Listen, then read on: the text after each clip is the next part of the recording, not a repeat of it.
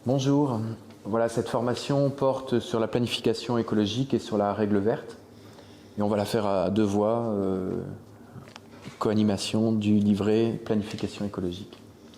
Alors on est entré dans l'ère de l'Anthropocène, l'ère où les activités humaines laissent des traces de leurs déchets, des traces visibles comme le plastique, des traces invisibles aussi comme les déchets nucléaires. On pourrait aussi l'appeler cette ère l'ère du capitalocène, puisque c'est bien la prédation capitaliste, la prédation d'un système qui aggrave la crise écologique et climatique et qui menace le seul écosystème compatible avec la vie humaine sur Terre. Face à ça, on a différentes choses qui nous mènent à la catastrophe, comme le dérèglement climatique. La température a déjà augmenté de 1,1 degré.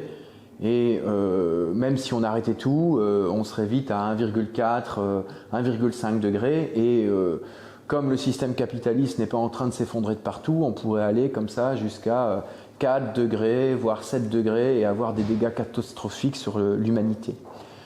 La sixième extinction des espèces est aussi quelque chose qui nous emmène de plus en plus grave.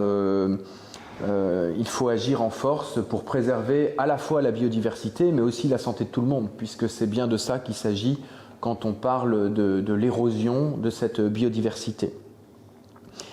Et donc il faut essayer de sauvegarder à la fois notre écosystème et à la fois un écosystème où il fait bon vivre pour l'être humain.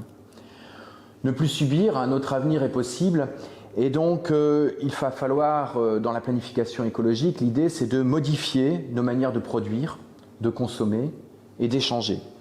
Et donc on appelle à faire une véritable rupture, une bifurcation écologique, c'est-à-dire organiser une rupture avec le modèle dominant, avec le modèle existant, et bâtir une société d'harmonie entre les hommes et la nature.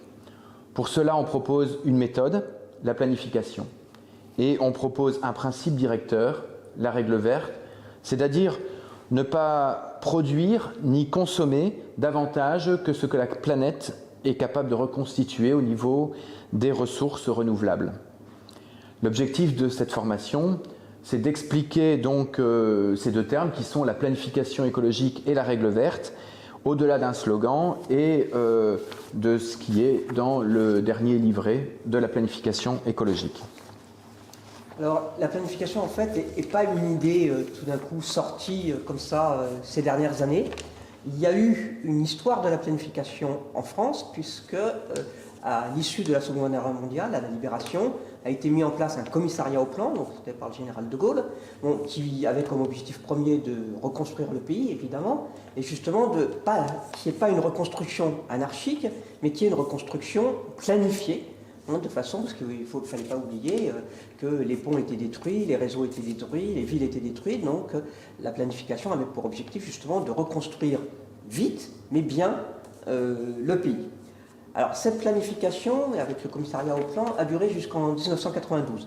Et en fait, c'est Balladur qui y a mis fin, en considérant que c'était terminé, que c'était trop directif, alors qu'en France, en dehors de la première période, ensuite, le commissariat au plan avait plus un rôle incitatif qu'un rôle obligatoire, disons. Bon, et donc, on est passé à des planifications par secteur. Parce qu'en fait, la planification, elle est là constamment. On a les plans contrats région, on a des tas de plans qui existent, par exemple, les plans climat-énergie territoriaux. Bon, ça, c'est au niveau des institutions. Mais on a aussi les entreprises planifient, bien évidemment, elles planifient pour obtenir leurs profits. Elles planifient, y compris les licenciements des salariés pour augmenter les dividendes. Donc en fait, la planification, elle est tout le temps présente. Mais quand on parle de planification, immédiatement, on est traité de tous les noms. On nous accuse évidemment de vouloir réinstaurer le Gosplan. Bon, parce que l'idée d'avoir une planification écologique, évidemment, est contraire au capitalisme ambiant. Parce que le capitalisme ambiant, ce qu'il veut, lui, c'est faire des profits le plus vite possible et le plus haut possible. Donc il ne veut pas que les pouvoirs publics, que l'État se mette en travers de son chemin pour faire d'autres choix que ceux qui seront choisis par une planification écologique. Alors, au niveau de la France insoumise, donc la planification a été affirmée dès la première campagne, en fait, d'ailleurs, avec Jean-Luc Mélenchon en 2012, en sachant qu'en 2009, j'avais défendu à l'Assemblée nationale, puisque à l'époque où j'étais député, une proposition de loi sur la planification, donc qui est venue en débat à l'Assemblée nationale, donc a été rejetée. Et ensuite, donc en 2012, on a retravaillé sur cette question de la planification écologique. À l'époque, c'était encore dur de faire admettre ce terme. Jean-Luc Mélenchon avait ajouté la règle verte, telle que l'a définie Michel. Et puis en 2017, donc on a beaucoup développé le travail sur la planification, et y compris on est passé à des exemples concrets, avec un principe directeur, c'est qu'aujourd'hui, compte tenu de l'état de la planète, ce que disait Michel, on ne peut pas continuer à produire n'importe quoi, n'importe comment, sans se poser la question de l'utilité des produits, de la façon dont ils sont produits. Et donc nous, ce qu'on veut avec la planification écologique, c'est se réapproprier le temps long. Arrêter avec cette façon de courir toujours, d'aller toujours plus rapidement, il faut toujours aller plus vite. On clique tout maintenant, et au contraire se réapproprier le temps long pour respecter justement la planète avec ses limites, parce qu'on ne peut pas continuer avec une croissance infinie sur une planète qui a des limites finies. Donc voilà un peu pour la différence qu'il y a par rapport à ce qu'a pu être la planification en France, plus le fait qu'évidemment pour nous, une planification écologique, ça ne peut pas être un outil qui est décidé totalement d'en haut et qui est imposé. Il y a évidemment une immense dimension de participation populaire pour nous dans la planification écologique. Pour avoir un peu une définition de la planification écologique, c'est d'essayer de mettre l'harmonie entre les hommes et la nature. Préserver le seul écosystème viable sur cette terre pour que les êtres humains puissent y vivre dignement. Et donc pour cela, qu'est-ce que ça demande et quels sont les principes moteurs de la planification? C'est l'anticipation. Il faut, comme Martine l'a dit, travailler sur le temps long, essayer d'avoir des objectifs, et puis coordonner tous les secteurs ensemble. Vraiment, la marque de la planification, c'est la question du rôle de l'État.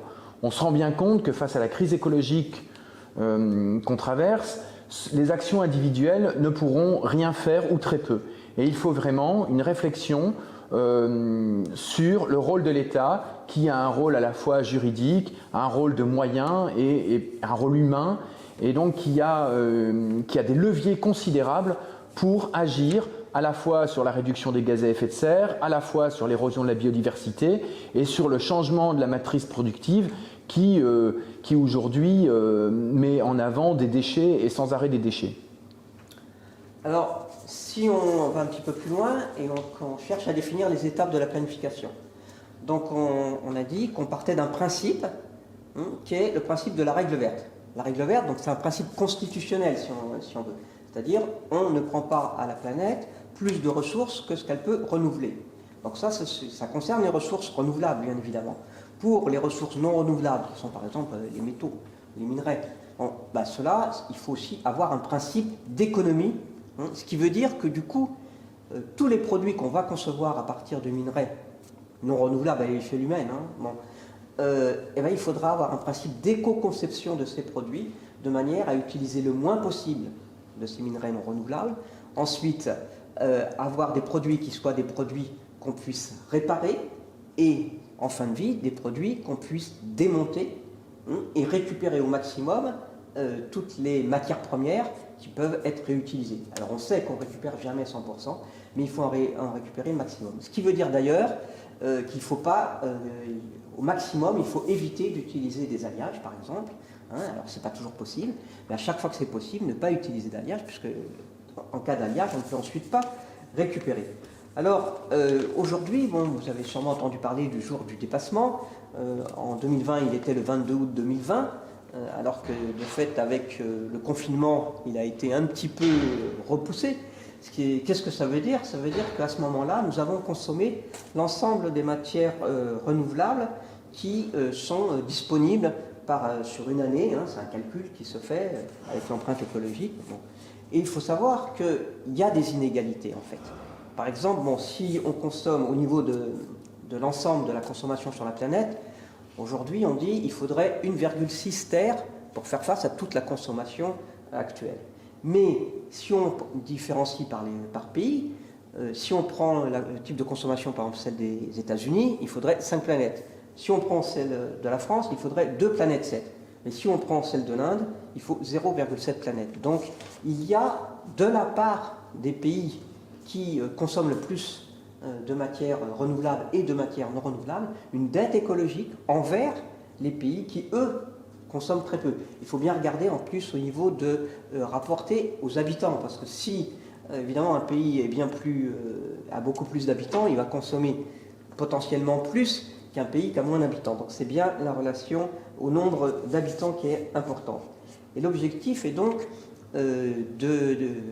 d'aboutir aux besoins essentiels, bon, et d'en finir avec tout ce qui est gaspillage des ressources. Alors, la règle verte, donc c'est cela, donc c'est au niveau constitutionnel. Mais c'est vrai qu'ensuite on va le développer pour montrer comment on peut l'utiliser secteur par secteur, si on peut dire.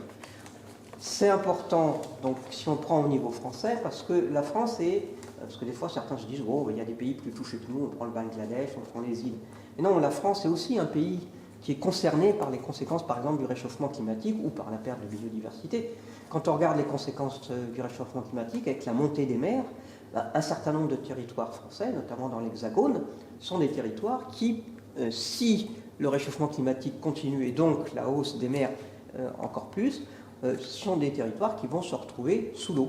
Bon, c'est le cas des deltas, donc c'est le cas du delta du Rhône dans le sud, c'est le cas dans le nord autour de Dunkerque, c'est avec même une centrale nucléaire qui risque de se retrouver sous l'eau, c'est le cas autour de Bordeaux et ainsi de suite. Tous les grands estuaires de fleuves, avec la montée des eaux, se retrouvent donc envahis par les eaux et les côtes, on en parle beaucoup, du retrait de la côte, notamment sur la côte atlantique, avec la nécessité de détruire des immeubles, bon, c'est aussi un élément qui va contenir. Donc par rapport à ça, il faut planifier l'adaptation.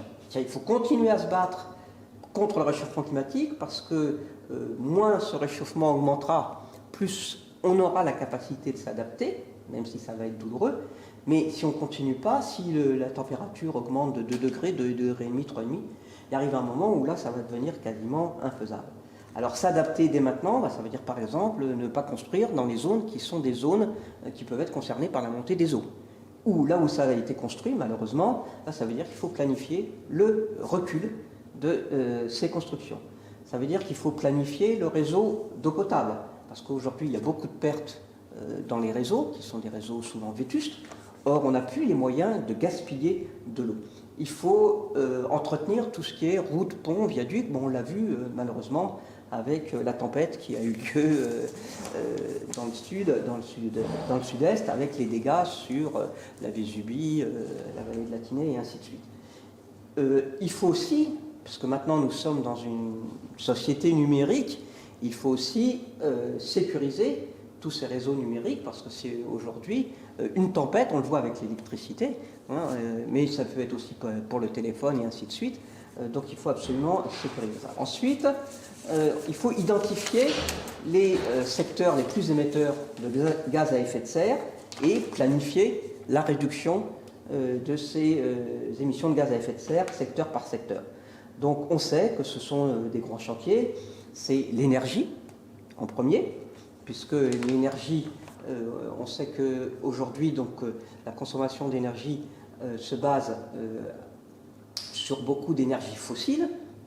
Donc il faut planifier la sortie des énergies fossiles, notamment il est dit qu'il faut laisser 80% maintenant des énergies fossiles dans le sol. Donc si on veut en consommer beaucoup moins, c'est même plus que 20% de ce qui reste, ça veut dire qu'il faut réduire la consommation, donc lutter contre tous les gaspillages, isoler les bâtiments. Michel développera beaucoup plus sur ce point. Bon, au niveau de l'industrie, organiser justement la conversion industrielle vers un modèle beaucoup moins consommateur d'énergie. C'est la même chose avec le transport, c'est la même chose dans l'agriculture. Donc, dans tous ces secteurs, il faut planifier donc, la réduction de consommation d'énergie et la réduction d'émissions des gaz à effet de serre. Alors, par rapport à ça, il faut aussi sortir du fantasme qu'on pourrait avoir une croissance relancer la croissance constamment sans que ça ait de conséquences sur les émissions de gaz à effet de serre. Il y a eu des études économiques qui ont montré qu'il n'y avait pas de possibilité d'augmentation de la croissance sans augmentation des émissions de gaz à effet de serre. Alors aujourd'hui, la croissance est mesurée par le PIB, produit intérieur brut. Bon, ce qu'il faut savoir, c'est que ça ne mesure pas les dégâts sur la nature. Bon, et donc, il faut aussi commencer à construire d'autres indicateurs de façon à ce que ces indicateurs intègrent justement aujourd'hui l'environnement, ce qui n'est pas le cas actuel, ainsi que des indicateurs humains, bien évidemment, puisque nous cherchons le bien-être humain sur notre planète. Voilà. Ensuite, il faut aussi coordonner tous les acteurs de la planification entre eux, c'est-à-dire les communes, les syndicats, les entreprises. Et donc pour cela, il faut réorganiser collectivement et démocratiquement toute la production. Tout d'abord, il faut créer un ministère de la planification écologique qui permet de déterminer les objectifs généraux et de superviser secteur par secteur la mise en place du plan. Il faut aussi associer secteur par secteur à la fois les syndicats des travailleurs, les ONG et puis les citoyens, les usagers. Il faudra identifier dans les entreprises les savoir-faire sur lesquels on peut s'appuyer, les formations qu'il faut créer, les filières à renforcer. Et il faudra développer une démocratie à l'intérieur des entreprises par la création de comités de salariés pour poser et trancher les questions concrètes posées par la transition écologique en associant évidemment tous les salariés. Et puis il y a le goutte à goutte, c'est-à-dire l'échelle principale de la planification, c'est aussi les communes, c'est-à-dire il faut les faire participer au processus de planification. On comprend bien, la planification écologique telle qu'on la voit, ce n'est pas quelque chose qui vient simplement d'un ministère du plan où il n'y a aucune implication citoyenne. Il y a vraiment à travailler avec les différents acteurs de la société. Alors j'en prends un petit exemple, c'est-à-dire moi j'appelle ça le Rubik's Cube des luttes. Par exemple, si on voit qu'un seul accès, qu'une seule phase de la lutte, on pourrait se dire, ben voilà, sur la question des transports, il suffit d'augmenter le prix du diesel et tout va bien. Sur la question du chauffage, qui émet énormément de gaz à effet de serre, et ben pourquoi pas, il y en a peut-être un qui va nous sortir un jour qu'il faut limiter à 17 degrés ou arrêter, je vais dire, ou taxer le chauffage. Et ainsi, on peut aussi culpabiliser les citoyens de ne pas manger bio. On se rend bien compte que tout ça, ben, ça a donné les gilets jaunes dans la question des transports. Et il faut avoir véritablement une autre réflexion qui permet d'associer tout le monde et de partir des citoyens.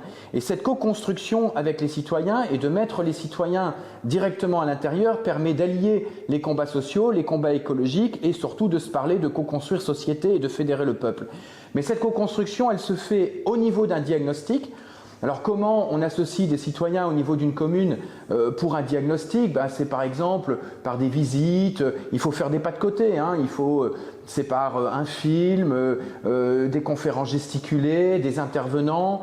Voilà, il faut véritablement les impliquer dans le diagnostic, il faut les impliquer dans les propositions de mesures, il faut les impliquer dans des plans d'action concrets et dès les plans d'action, comme Martine vient de nous en parler, il faut mettre des indicateurs précis parce que c'est ces indicateurs qui permettront aussi de construire une évaluation avec les citoyens.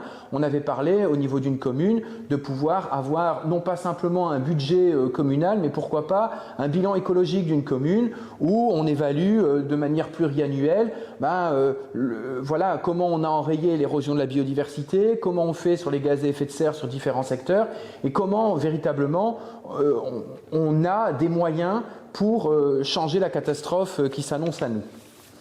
Alors, après, il faut parler du concret. Et donc, on va vous illustrer par trois plans. Trois plans qu'on a choisis un peu, voilà, pas au hasard, parce qu'ils ont des conséquences sur la question de la biodiversité, sur la question du réchauffement climatique et sur la question des déchets. Alors, je vais parler tout d'abord, il faudra un plan sur la question des bâtiments et de l'isolation. Alors, la question du bâtiment et des travaux publics, c'est une catastrophe écologique en soi, tout d'abord une catastrophe climatique. 33% des gaz à effet de serre sont issus à la fois de la construction et du chauffage, de la climatisation et de la vie du bâtiment. En fait, pour construire un bâtiment, on a besoin de chauffer des matériaux, que ce soit le ciment, certains isolants pour produire de l'acier. On a besoin véritablement de consommer des gaz à effet de serre pour cuire ces matériaux. Et comme on en cuit des milliers et des centaines de tonnes, eh bien on se rend bien compte qu'il faut véritablement produire du CO2. Et à la fois pour qu'un bâtiment reste chaud et reste froid en été, eh bien aujourd'hui on fonctionne avec du chauffage et des climatiseurs et qui eux sont une part énorme des gaz à effet de serre produits en France. Le bâtiment, c'est aussi devenu un produit jetable, surtout les bâtiments industriels qu'on trouve dans les zones commerciales. C'est des bâtiments qui ont entre 15 ans et 20 ans de durée de vie. Et le bâtiment à lui seul, pour avoir un chiffre, c'est 76,9% des déchets. Alors évidemment, les travaux publics amènent énormément de déchets par l'excavation des terres, par l'excavation des gravats, mais c'est quand même en poids quelque chose d'énorme. Et si le bâtiment est vu dans une logique capitaliste, évidemment, il faut produire des déchets et il faut à chaque fois, et des déchets, on ne les réutilise pas. En même temps, le bâtiment, c'est aussi, et la construction, c'est une catastrophe sociale. Quand on pense à la question des travailleurs détachés, le bâtiment est un des premiers secteurs où il y a énormément de travailleurs détachés. En même temps, il y a plein de délocalisations d'industries qui se préparent. Même aujourd'hui, on parle de délocalisation possible des cimenteries. C'est aussi 6,7 millions de personnes qui sont mal logées. C'est aussi un monde extrêmement masculin. Et donc, on voit bien qu'il y a une urgence climatique, écologique, sociale, culturelle derrière toutes ces choses. Et donc, il faut essayer de faire converger des luttes écologiques comme la Fondation pour la nature et l'environnement vont mettre en avant la non-artificialisation des sols, avec les luttes sociales pour toutes les personnes qui sont sans domicile, avec les luttes syndicales sur la délocalisation des travailleurs et sur les travailleurs détachés. Et donc, à la France Insoumise, il y a deux mesures phares, c'est l'isolation de 700 000 logements et la construction de 200 000 logements sociaux plus 15 000 logements étudiants.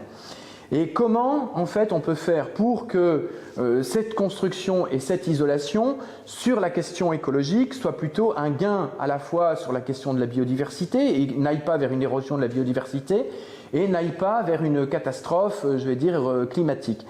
Eh bien, sur la question climatique, on peut ne pas cuire des matériaux, on peut passer à des matériaux comme la pierre, le bois, la paille, la terre crue, et on peut aussi agir énormément sur le levier du chauffage. Parce qu'on peut, en France, avoir des bâtiments qui utilisent très peu de chauffage et ou n'utilisent pas de climatisation. Je vais prendre un seul exemple. J'ai en tête un bâtiment R+7 à Saint-Dié-des-Vosges, des logements sociaux, en plein cœur des Vosges, qui utilise en moyenne 5 € de chauffage par mois et 7 € d'eau chaude. C'est-à-dire que ce bâtiment qui est en R+7, on n'est pas du tout dans un logement social, donc c'est un bâtiment en bois, en terre crue, en paille, qui permet de ne presque pas chauffer et qui n'a pas utilisé de combustible pour chauffer les matériaux à la base. Et en même temps, ce bâtiment va stocker 1200 tonnes de CO2. Ça veut dire qu'on peut aussi stocker du CO2 parce que, par exemple, je prends un ballot de paille, eh bien, soit il est brûlé, soit il va redonner du CO2 dans la terre, mais en même temps, par la méthanisation, il va aussi échapper quelques gaz à effet de serre. Eh bien, il y a moyen de le stocker pendant plusieurs années. Et en pleine crise climatique, ce n'est pas quelque chose de banal. On pourrait stocker des millions de tonnes de CO2. Et donc, en fait, on peut, évidemment, en changeant nos modèles de production, en tout cas aujourd'hui, il y a des bâtiments qui, tout au long de la vie, peuvent avoir un bilan carbone positif. C'est-à-dire sont assez locaux, ont utilisé très peu de chauffage pour la combustion des matériaux, n'utilisent pas, sont des matériaux qui ont des systèmes constructifs qui vont utiliser très peu de chauffage et très peu de clim, c'est-à-dire qu'on peut à la fois agir non pas en culpabilisant les gens uniquement en diminuant le chauffage, mais on peut agir sur quelque chose à la fois de social, d'écologique et mettre les syndicats dans la balance parce qu'effectivement tout ça, ça se construira avec les syndicats cimentiers et avec tous les acteurs actuels du bâtiment parce qu'eux-mêmes vivent des délocalisations et vivent des atteintes presque physiques du système capitaliste dans leur vie de tous les jours. Donc Michel a pris l'exemple du bâtiment, moi je vais vous prendre deux exemples, c'est l'énergie et l'aménagement du territoire et les déplacements.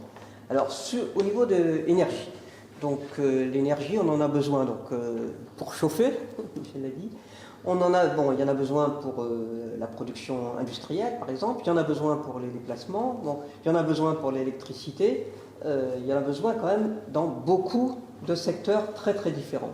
Aujourd'hui, l'énergie, ce sont massivement des énergies fossiles. Le charbon, je parle là au niveau international, hein, le charbon, le pétrole, le gaz. En France, donc, aujourd'hui, il n'y a plus de charbon en France même. Mais les banques continuent à financer des projets de mines de charbon ailleurs sur la planète. Donc déjà, c'est une première exigence que les banques françaises ne financent plus aucun projet de mines de charbon. Parce que c'est vraiment, ensuite de centrales au charbon.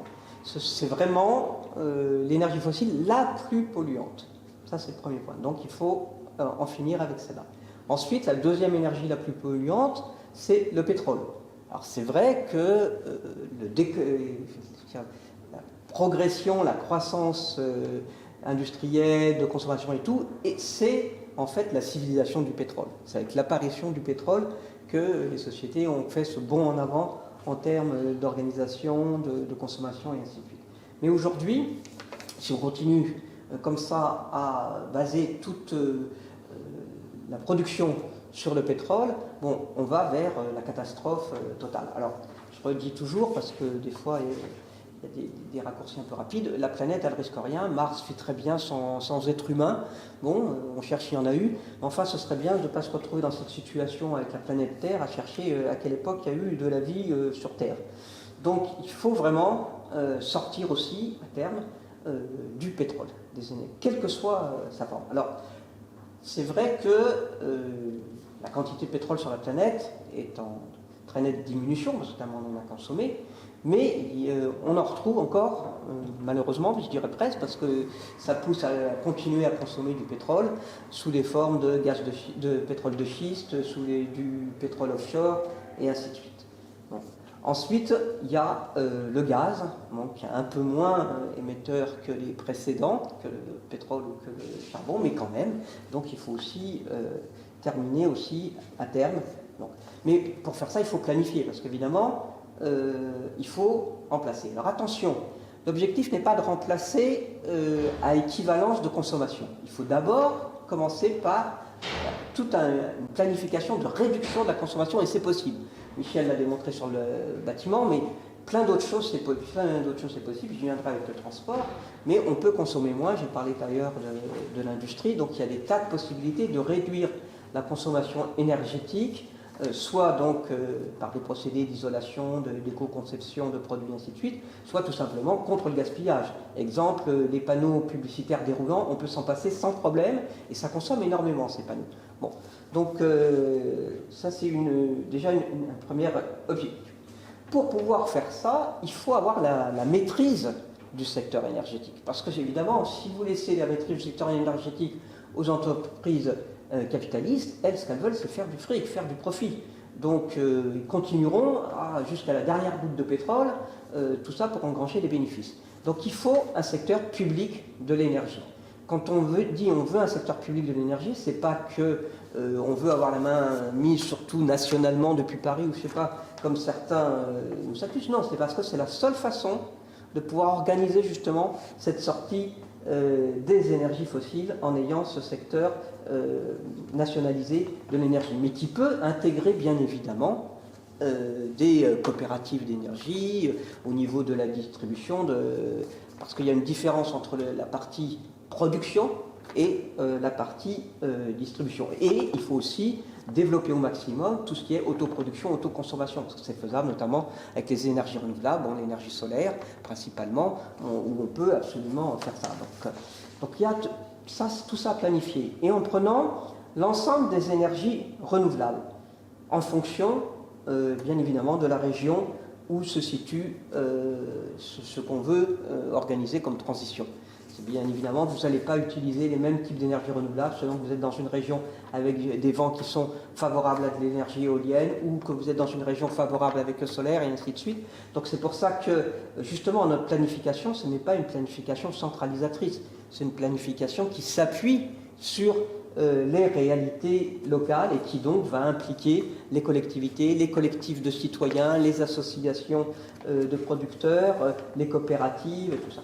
Donc ça, c'est pour ce qui est donc développer les énergies renouvelables pour sortir des énergies fossiles et à la France Insoumise, nous voulons aussi sortir de l'énergie nucléaire par rapport aux émissions de CO2, parce qu'effectivement le nucléaire est une énergie qui émet peu de CO2 une fois que la centrale nucléaire est construite, parce qu'avant elle en émet dans la construction, bien évidemment. Bon. Mais aujourd'hui, nous considérons que le danger est trop grand. Il y a deux choses, il y a le danger et il y a les déchets.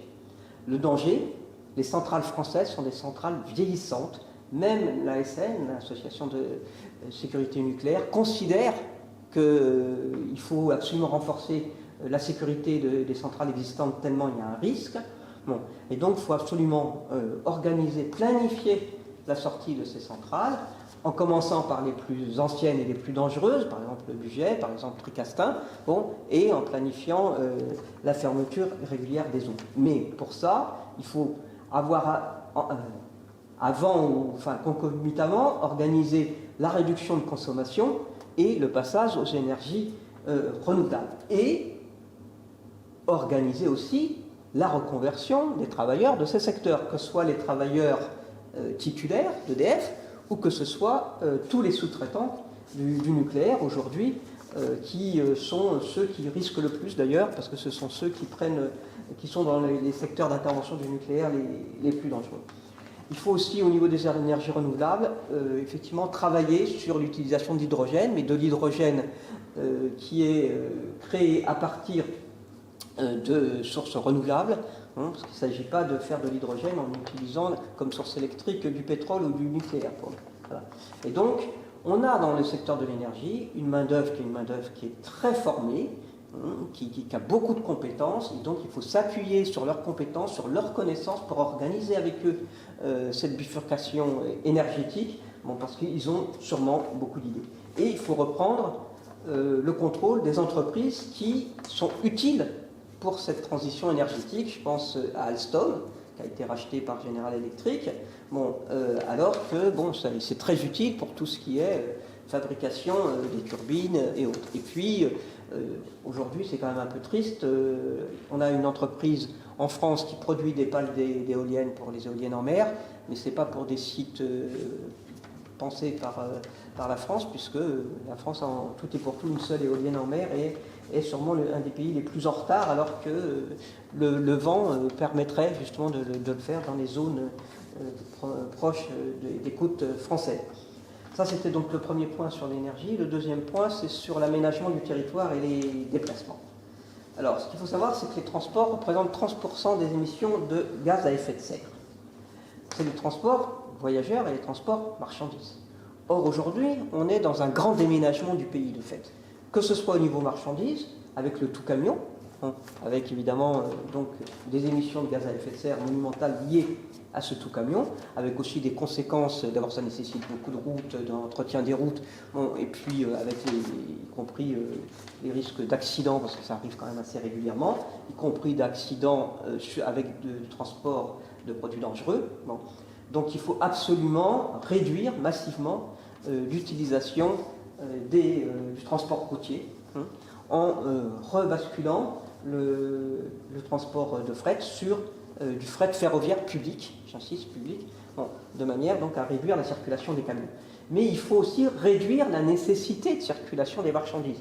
C'est-à-dire à partir du moment où on passe son temps à importer des marchandises de l'étranger, donc on importe des fraises de Belgique, des tomates d'Espagne, mais nous on exporte nos fraises ailleurs, nos tomates ailleurs, donc c'est l'absurdité totale. La France a d'ailleurs perdu en partie la maîtrise, hein, de son alimentation et de son approvisionnement alimentaire. On importe de plus en plus, alors qu'on aurait les moyens de consommer beaucoup plus localement. Donc il faut revoir la conception de la consommation pour revenir sur des circuits courts, que ce soit au niveau alimentaire, avec l'agriculture, mais y compris au niveau industrie, hein, bon, ou au niveau santé, on l'a vu avec les médicaments. Hein, c'est-à-dire le fait de ne plus avoir de maîtrise sur l'industrie pharmaceutique fait qu'on dépend des autres pays, que donc on l'a vu sur les masques, on l'a vu sur les gants, sur les tenues de protection pour les soignants, on le voit sur les vaccins. Donc ça, c'est une nécessité de relocaliser ces fabrications. Et quand on relocalise les fabrications, il y a moins d'échanges, que ce soit par route ou par bateau d'ailleurs, et donc moins d'émissions de gaz à effet de serre. Alors, pour ce qui est du déplacement individuel, c'est aussi lié en partie au type d'aménagement du territoire. À partir du moment, quand vous prenez les métropoles, parce qu'aujourd'hui on est dans une politique de métropolisation à outrance, donc vous avez des centres qui deviennent inatteignables au niveau des prix pour la majorité de la population, et donc vous avez une nécessité de s'éloigner des centres-villes et des centres où se trouvent la majorité des emplois, et donc avec des habitants qui sont de plus en plus obligés d'allonger les distances de déplacement entre le domicile et l'emploi, et donc il n'y a pas assez de réseaux de transport en commun, et donc ils prennent leur voiture. Donc ça aussi, c'est une des sources d'émissions de CO2 qu'on peut régler, pas en passant toutes les voitures en voitures électriques, parce que quand on raisonne écologie, il faut toujours raisonner globalement. Alors, les voitures électriques, d'abord, il faut quand même les construire. Bon, donc c'est encore des ressources de la planète et des émissions de CO2 au moment de la construction. Et puis les voitures électriques, ça veut dire batterie, ça veut dire lithium. Du lithium, il n'y en a pas tant que ça sur la planète. Il n'y en a pas assez d'ailleurs pour remplacer tous les véhicules actuels par des véhicules électriques. Bon, et en plus, ça crée quand même des dégâts environnementaux dans les pays où on exploite le lithium. Et ça crée aussi des guerres ou des coups d'État, puisque un des motifs du coup d'État en Bolivie était justement l'appropriation du lithium. Donc voilà un peu, et donc aujourd'hui on est vraiment dans une situation qui est absurde, puisque le gouvernement nous tient des grands discours sur l'environnement et ferme les lignes ferroviaires, bon, alors qu'on a besoin au contraire de développer le ferroviaire public, hein, bien évidemment, pour qu'il y ait moins de déplacements en véhicules individuels, véhicules émetteurs de CO2. Et ce qu'il faut savoir, c'est que donc, non seulement au niveau français, mais au niveau de l'Union européenne d'ailleurs, il y a cette volonté de privatiser donc, les réseaux de transport régionaux, hein, les TER, donc, de privatiser ces réseaux, ce qui est exactement l'inverse de ce qu'il faut faire. Bon, on voit le bilan de la privatisation du rail en Angleterre, enfin en Grande-Bretagne. Bon, ils en reviennent tellement c'est un désastre, donc c'est assez absurde de le faire maintenant. Donc il faut au contraire maintenir le ferroviaire public. C'est d'ailleurs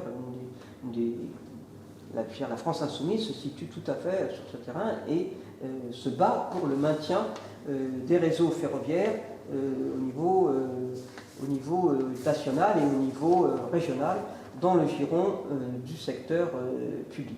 Or, à l'heure actuelle, donc on calcule qu'il manque 3 milliards d'euros par an sur 10 ans pour redéployer le train. Il faut savoir qu'au milieu du XXe siècle, il y avait plus de lignes de train qu'il y en a aujourd'hui. Je crois qu'on a... Bon, disons qu'on n'a pas tout dit, disons qu'on a fait trois secteurs. On aurait pu parler de l'agriculture, où il y a quand même énormément de choses à dire sur l'érosion de la biodiversité et aussi sur les gaz à effet de serre.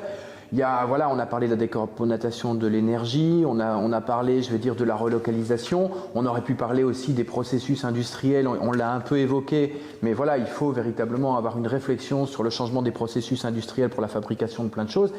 Mais ces différents leviers qui nous impliquent dans la vie de tous les jours, qui nous permettent de nous nourrir, de se loger, de se déplacer, sont des leviers fondamentaux pour une planification et nous permettent d'avoir des leviers extraordinaires pour essayer d'éradiquer ou de diminuer l'érosion de la biodiversité et pour diminuer la consommation des gaz à effet de serre. Et ces leviers sont extrêmement forts s'ils sont étatiques.